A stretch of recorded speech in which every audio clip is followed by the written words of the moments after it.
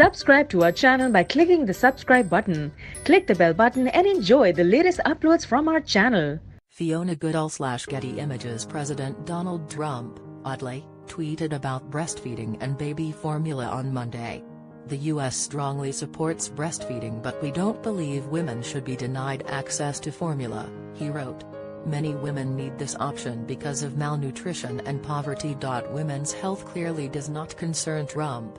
These tweets are probably in reference to a damning story published in the New York Times on Sunday about how administration officials meddled in a United Nations global health meeting in May that was set to approve a simple, uncontroversial resolution supporting breastfeeding. And Trump was annoyed. According to the Times, the administration was kowtowing to the interests of baby formula makers, and going against decades of public health research demonstrating that babies who are breastfed have better health and development outcomes than babies fed formula. But it turns out that global health resolution was just one of a few battlefronts in Trump's fight against policies that support breastfeeding, as the administration increasingly aligns itself with the U.S. infant formula industry. A key policy the industry hopes to influence next is a forthcoming United Nations guideline for follow-up formulas or growing up milks, baby formula marketed for children over 6 months of age. Infant formulas, aimed at babies younger than 6 months, are now heavily regulated in many countries. The new rules were put in place only after it came to light that millions of babies died, especially in sub-Saharan Africa and South America. This followed aggressive marketing campaigns by formula makers like Nestlé that led mothers to give their babies formula powder mixed with contaminated water instead of breast milk. But formula companies want to head off regulation through global food guidelines of these follow-up formulas, which are virtually indistinguishable from their infant counterparts when it comes to their packaging and labeling.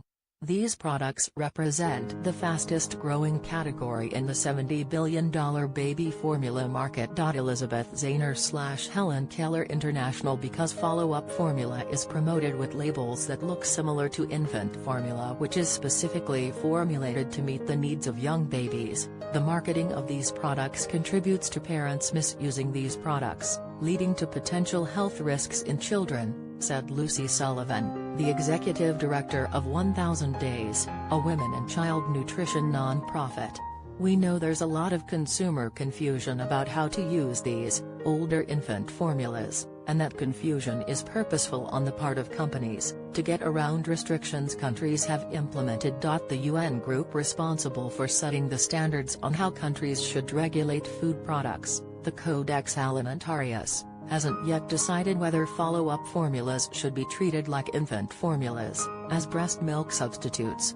Calling them a substitute for mother's milk would mean heavier scrutiny and regulation, something public health advocates want. But if the U.S. gets its way at an upcoming November Codex meeting, where a final decision on the standard for these products is expected, they would be deemed food instead. The U.S. wants to call it a food, not a breast milk substitute, said Elizabeth Zahner, project director for Helen Keller International's Child Feeding Project, who has been present at the Codex negotiations.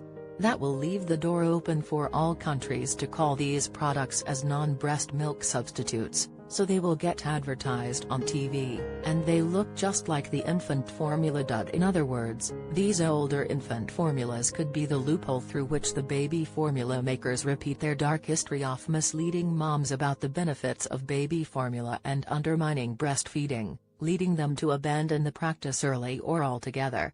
And they may do so with America's help. In my view, Sullivan added, this is a public health disaster waiting to happen.